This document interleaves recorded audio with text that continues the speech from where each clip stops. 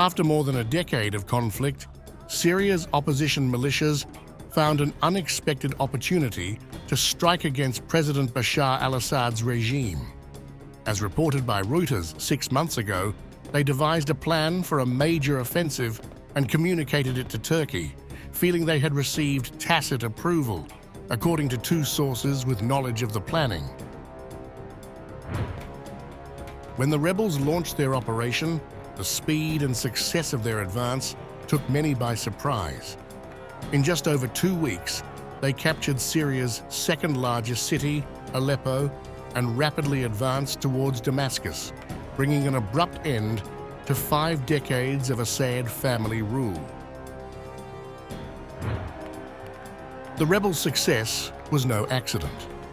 Assad's military, exhausted after years of war, had lost its fighting spirit. His key allies, Iran and Hezbollah, were embroiled in other conflicts, while Russia, a long-time backer, was distracted by the war in Ukraine.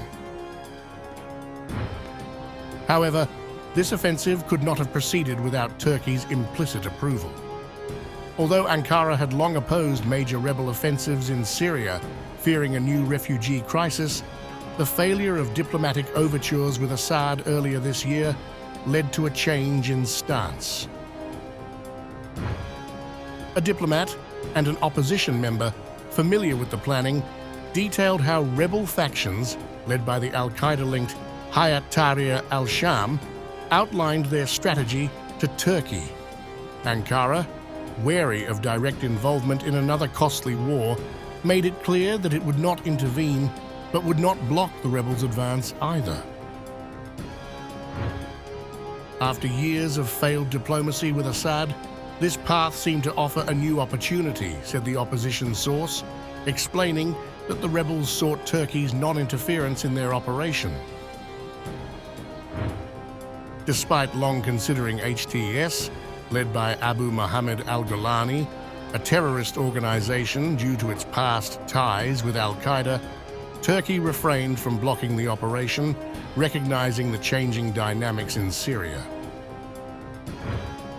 Turkish Foreign Minister Hakan Fidan acknowledged Turkey's awareness of the brewing offensive, saying, "We knew something was coming," during an interview in Doha on Sunday.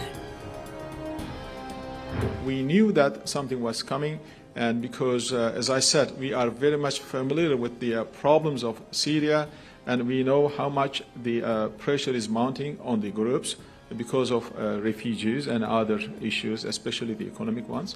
And the regime was slowly decaying and collapsing, and we were seeing this. Therefore, we really wanted to do something to prevent this. Although Ankara denied directly supporting the offensive and claimed that HTS did not coordinate with Turkish forces, the rapid success of the Aleppo operation signaled a shift in Syria's balance of power. The rebels had struck when Assad was at his most vulnerable.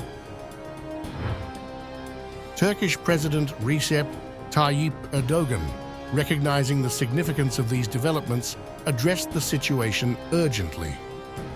Speaking from Gaziantep near the Syrian border, Erdogan pointed to escalating attacks on civilians in Syria's Idlib province as the catalyst for the latest events. It is understood that the increasing attacks on civilians in Idlib triggered the latest incidents like the straw that broke the camel's back. It is certainly not possible for Turkey to turn a blind eye to developments in a country with which it shares a 910-kilometer border. Our wish as Turkey is for our neighbor Syria to attain the peace and tranquility it has been longing for 13 years. As the situation in Syria evolves, it is clear that Turkey's role in the conflict is shifting. The rebels' lightning-fast advance marks a pivotal moment in the ongoing struggle for control of the war-torn country.